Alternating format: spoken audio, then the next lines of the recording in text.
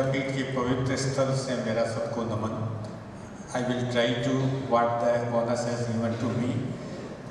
On behalf of ESL, which is a joint venture under the Ministry of Power, I want to thank the Pune University as well as the Green Tariff Foundation to organizing this event. And what the Dr. Sinde has mentioned, I think if we see the diversity and the demographic dividend of India, I think the young generation have a very large onus on mitigation as well as the adaptation technologies or techniques by which we can able to achieve this net zero pathway. So I am not going much detail. Under the Ministry of Power, there are the two organizations who are working on energy efficiency. One is, you may have heard about the Bureau of Energy Efficiency, and Bureau is working on the policy framework, and another is Energy Efficiency Services Limited. So our mandate is to promote the business model by which the energy efficient technology can be penetrated. So creation of the market for energy efficient technology is the mandate to the ESL, and I have the proud, we have demonstrated this impact. You can see, just go on the next slide. So these are the programs. So the scale, I think Dr. Sinde has mentioned, you may are aware about, there are the terms of economies of scale. So economies of scale and economies of services, these are the two terms I think many have maybe read in the management part. When you aggregate the demand, on the basis of the aggregation of demand and the larger quantum, you can bargain more to the solution provider. And also, every solution provider have some inherent cost, whether it may be the marketing or their other expenses which are likely to be incurred for the disaggregated solution. But if you are able to create aggregation of the demand, then certainly this cost will be reduced down, and it is a very simple, I think, management funda which the ESL has adopted and be able to lead in success. In 2016-17, Honorable Prime Minister launched this Ujala program, where ESL has distributed around 36 million LED bulbs. At that time, at the first procurement, the procurement cost is 380 rupees, and within a time span of 2 years, this 380 rupees reduced down to 38 rupees. And now I think all LEDs are available in the market, and not only with the contribution of ESL, the other sub-demand level aggregator also play a role, and the cost has been reduced down. So this is the one, I think, the tool which ESL is working on it. So currently we have the three type of program. One is on the left side, you can see energy efficiency. Here SLNP is related to street light, building energy efficiency program, agriculture demand side program, and municipal energy efficiency program. On the right side, you can see there are the clean energy related, where the solar and solar related equipments are there. The third one is the mobility, on which the ESL is working on. Currently, ESL has done a electronic aggregated bid for the 12,000 electric buses, and we are able to reduce down around 30% reduction in the cost of per kilometer charges. So these are the tools on which ESL is working on, and we can pass on the benefit of what the demand aggregation to the clients. Just go for the next slide. So I think Rajendra Sinde is kind enough, they have not elaborated, they had many talks, I think, to creation of this initiation of University 75 campus. He has conducted multi-level of meetings.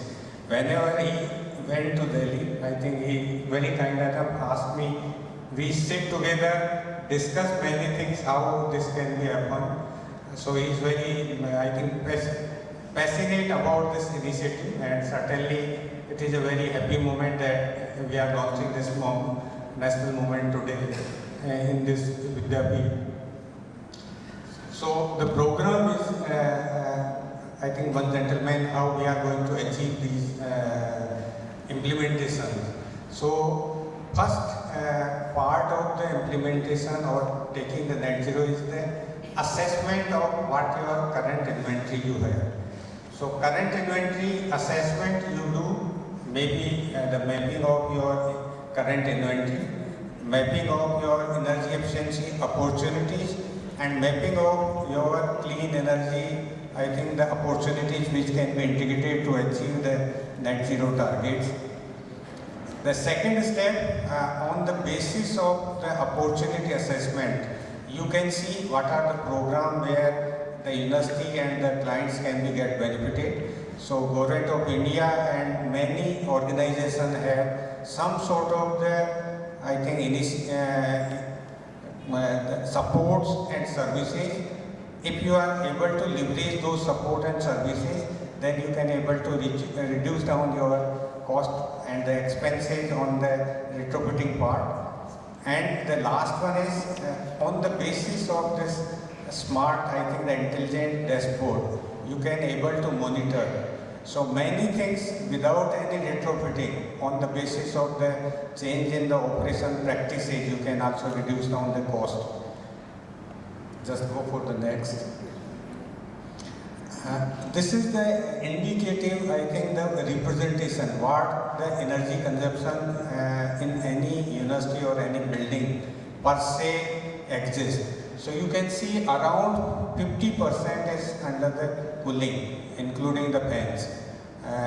Being as a tropical country, India, we have this, I think the fan is one of the essential part of any buildings, and most of the campuses have the hostels and other your labs, academic blocks where the fans are available.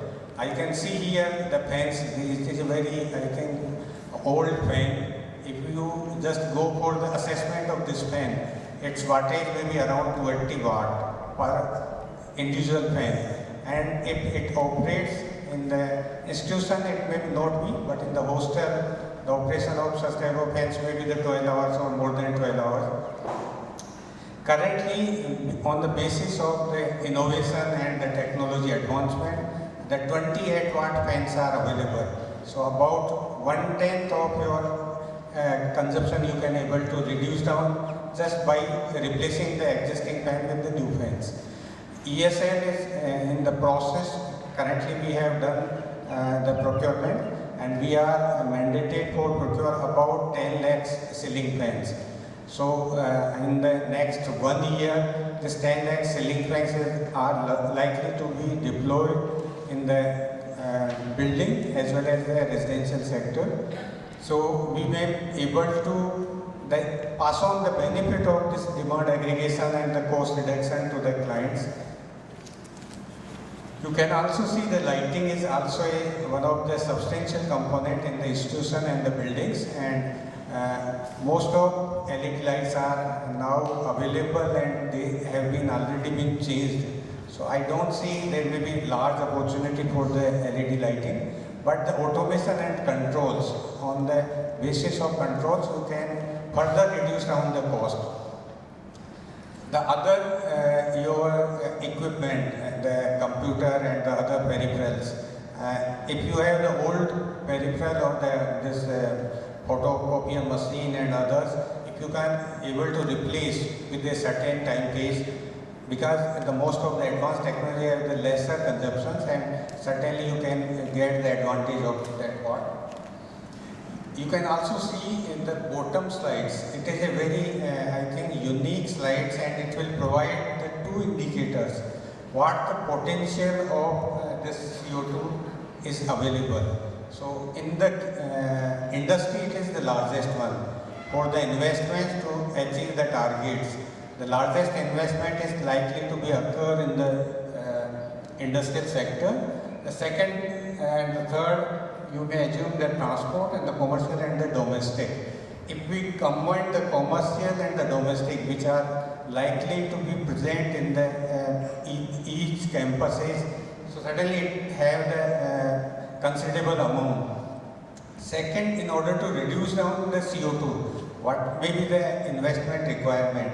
So that also a very low level in case of the commercial buildings and residential buildings. Just go the next slide. So on the here you can see what the process the industry are going to be adopted. First is the study and monitoring where we are, what is my own baseline. On the basis of baseline, you can see what the opportunity exists. So you may do the energy audit study, maybe the walkthrough energy audit you can also do. If you have the complete inventory list, on the basis of inventory list, you can also do the what the opportunity exists.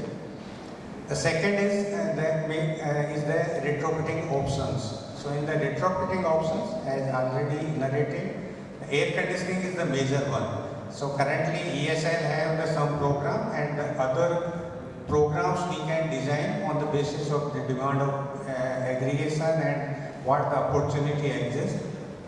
The third may be the pumps in air conditioning and I think the residential colonies, the pumps are most of available in every universities.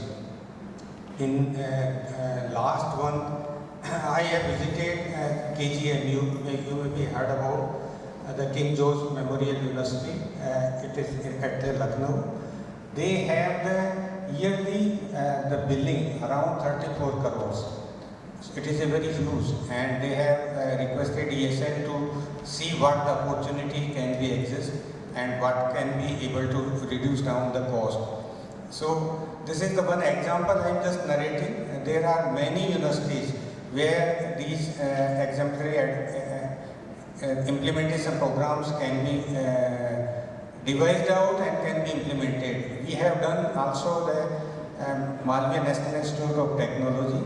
At that time I was the regional manager in the Rajasthan. We also had the MOU with the MNIT. So we have done the energy audit and air conditioning, the lighting and the fans. These are the three, and the fourth one is the pumps. These are the four. I think the preliminary just walk through energy audit basis we have identified the opportunity and replaced there. More than 1,000 air conditioners we have replaced there.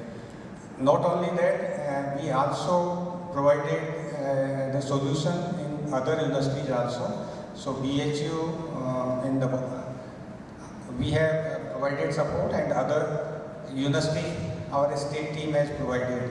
In the Pune itself, here I think we have the regional officer, Mr. Srinivas is here, and he will be coordinating the next level of action from the ESL side. So we have implemented the projects in the CPWD building, PWD building here itself in the Pune, and the GST, I think GST office buildings, income tax office buildings, and the railway buildings. We have implemented the project.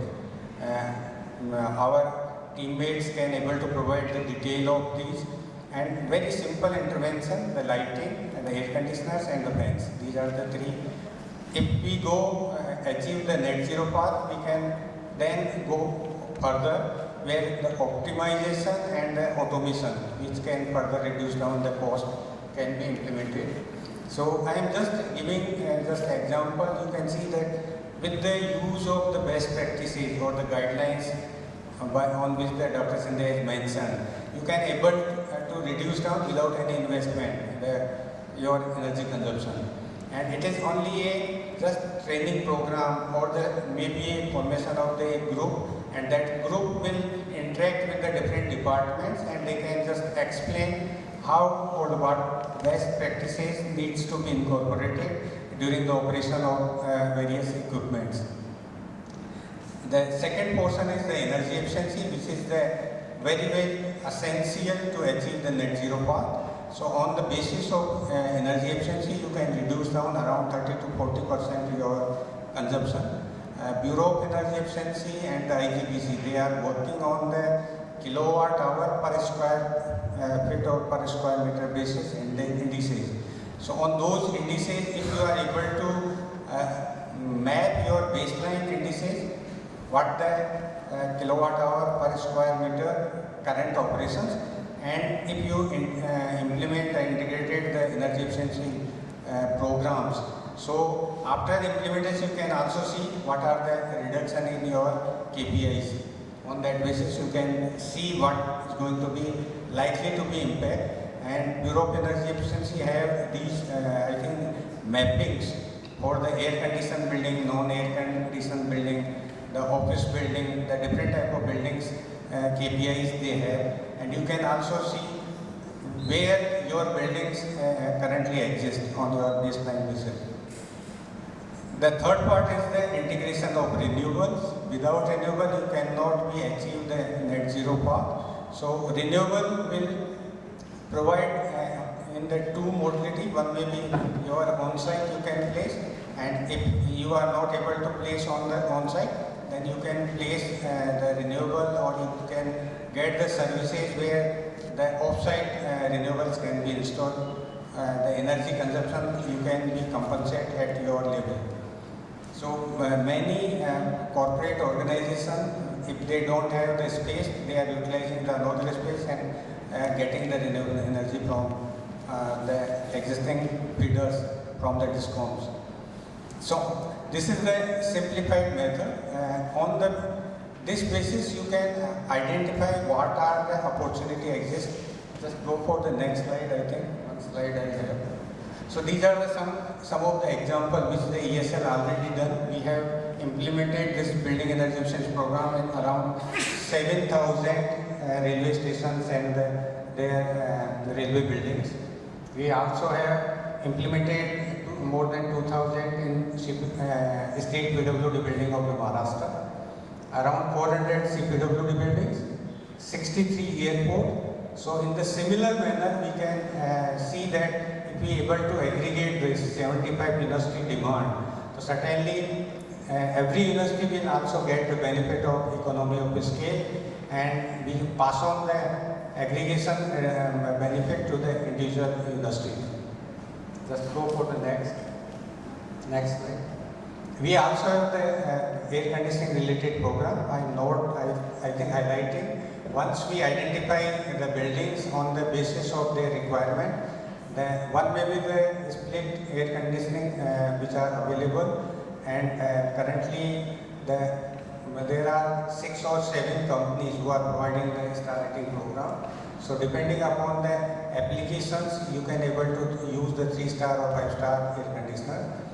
We also working on the chiller energy efficiency program. So in mostly the centralized air conditioning system, there are big opportunity exist where the automation, as well as if there is an old chiller, you can able to replace with the 5-star rated chillers also. Just next slide. So this is the slide which I want to discuss with you. So what may be the steps, how this can be able to implement. So first is we are working and under discussion with the TERE and the other partners. So ESL work with the partners on the principle of the partners. So we are not as a customer or the client or the solution provider. We are our partner, and on the basis of partnership and the partnership requirement, we can design the program and able to provide the solution. We are targeting a 20 pilots.